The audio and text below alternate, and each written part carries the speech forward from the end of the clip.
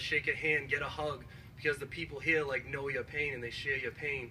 And like being a person in long-term recovery, what I found was that groups of people with a common problem and a common solution and a common bond like really help each other through troubled times.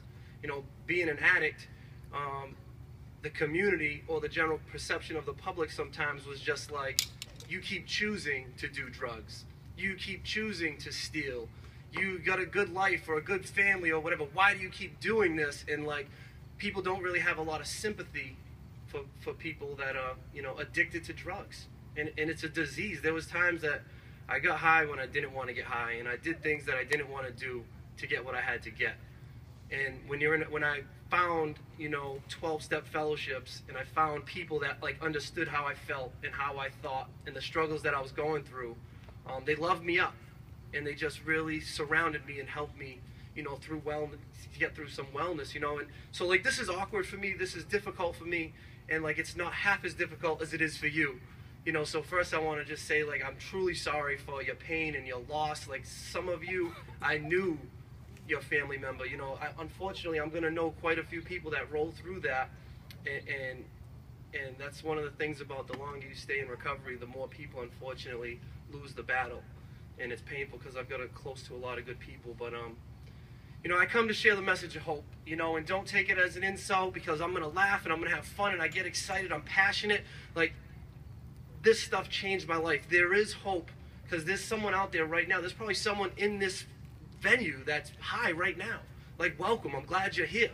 Like, you don't have to use ever again. There is hope. There is a solution. And like, that's the peace I come to bring, is because I was hopeless and I was helpless and I couldn't stop using when I wanted to.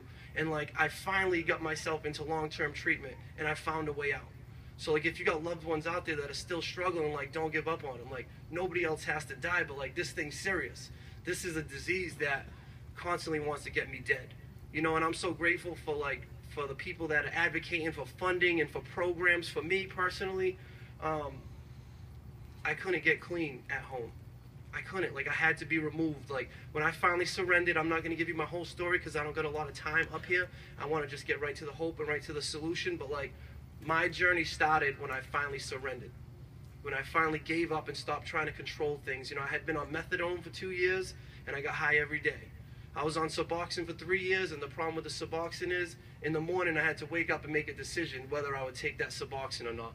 And when I woke up, the madness was already on, and the Suboxone would stay on deck, and I would go do what I got to do to get high. Like, Suboxone didn't work for me. And that's not a knock. If you're on methadone and you're on Suboxone and you got a better quality of life right now, like, God bless you, keep doing what you're doing. It's better than chewing heroin. It's better than getting high every day. Like, I've seen families get back together because of those, you know, because of those medicines. But like, for me, it didn't work. You know, and I went into long-term treatment, and I went to a holding that I didn't want to go to, and I sat there for 7 weeks, and it sucked, and every day it sucked, and I wanted to leave every day. But I like finally got to this halfway house, and they basically just held me there and gave me a chance to like get well. It was DPH funded. Like, I didn't have to pay to be there, and they brought me to meetings every day, and people taught me like what recovery is. You know, and I got a sponsor, and I started getting active in 12-step fellowships, and like, they started bringing me through the 12 steps, and like, things started to change.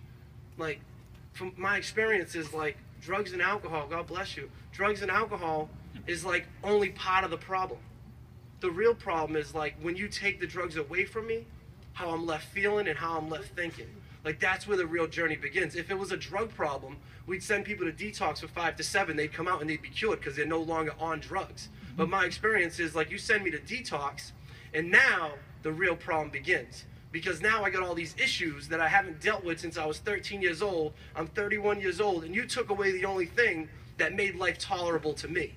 I medicated myself my whole life, and when you took that away, I wasn't happy, joyous, and free. I wasn't a citizen. I wasn't grateful for my family. Like, I was a hot mess, and I was full of anxiety, and I was full of depression, and I was full of fear, guilt, and doubt, and shame from all the madness that I had, like, everything that led me up to that point in detox. And it wasn't my first detox, but I was just a mess. In the recovery process, how people stay in long-term recovery is the people that deal with that hurt, that deal with that pain, that find a way to cope with anxiety and depression.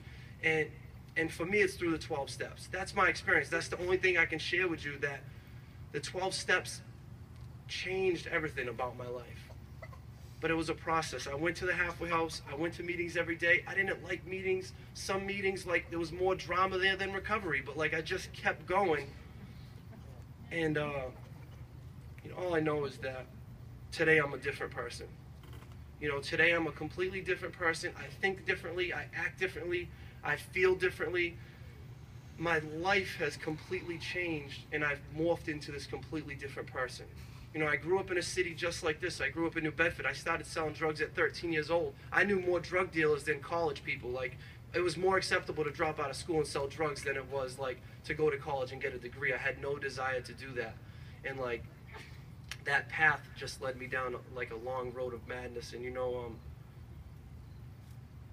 when I started to really get into the spiritual piece, and I started to really address, like, some of the inside issues that were wrong with me, and just know, like, it's not a reflection on you, or like I had a good family. My mother graduated with Dean's List. My father was like a small business owner. My grandmother loved me up. I don't have any like child trauma or molestation in my life. Like, I came from decent background, and I chose to leave them and go run the streets. I chose to leave the safety of a home that provided for me and go sell drugs and do what I had to do. It had nothing to do with my family. But like, what I found out about in recovery is, like, I have something that's internally wrong with me. I got this spiritual malady. I got a hole in my soul, and like nothing fills it. And I've got jobs, and I've got women, and I've got jewelry, and I've got success, and I chase all these things to try to fill this hole that's inside of me, but nothing sustains me, and nothing fills me, and nothing gives me satisfaction.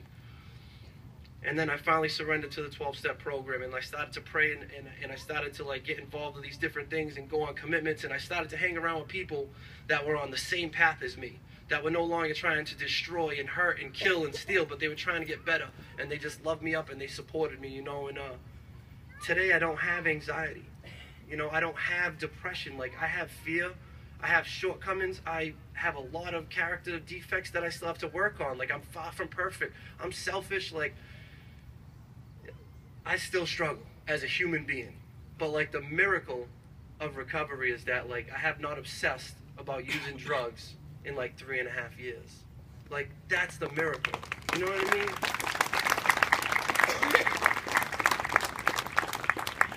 And that goes to God. You know, and if you don't believe in God and whatever, it doesn't matter what you believe in. All I know is that I surrendered, and I come to believe in a presence of the universe, in a power greater than myself. And I started doing certain things. I pray in the morning, I pray at night, I go to meetings, I got a sponsor, I do step work, and all of a sudden I got better. And I no longer obsess about using drugs, and I'm no longer depressed. And like, I'm generally a healthy person today. And like, I have my family back in my life, and my mother loves me, and she's proud of me. And like, instead of being that like black spot in the family, the thief, the drug dealer, the criminal, the guy who's been to jail and all that madness, like, she boasts about me. My Kevin this, my Kevin that. Like, I'm a college student, I'm engaged, like, my credit's in repair, like, I could possibly buy a house someday. Like, these are things that like were not on the horizon. You know what I mean? I just, like, I had no hope. I just ran through life, and I really had the mentality, like, I just hope I die before I get too old. I had no desire. I wanted to just ride this thing until the wheels fell off. I didn't care about the future. I was praying, watching the History Channel, that 2012 was real. Like, I just wanted the world to end, and I wanted to go out with a bang. Like, that's where I was at. And like, today I have hope. You know, and I gotta get off here. I gotta keep it moving. It's so hard to like really capture the essence of recovery in this forum in like a short amount of time. All I can say is, like, don't give up. You know, don't give up. There are resources out there. Like, I can talk to you offline and off camera to respect traditions and tell you what I really do, and I'll get really passionate and really fired up. I'm a little censored up here of what I can and cannot say.